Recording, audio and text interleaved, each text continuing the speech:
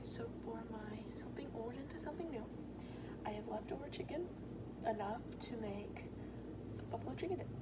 So, what you'll need is some ranch, hot sauce, 2 things of cream cheese, 8 ounces, and shredded cheddar cheese.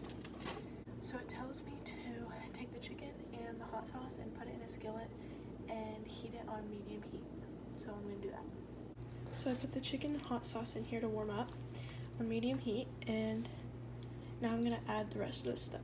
Now I'm going to stir in the ranch and the cream cheese. So I put the cream cheese and ranch in, and I'm just going to stir it until it's stirred and heated thoroughly, and then I'll move on to the next step. Okay, so it says to mix in half the cheese, transfer it into a slow cooker, and then put the rest of the cheese on top, and then wait till it gets bubbly, and then it's done.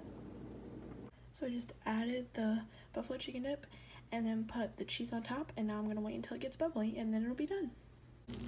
Okay, so it's done cooking. I put it on warm, and I'm going to try it. Okay, so that's it. Thank you for watching, and it was really good.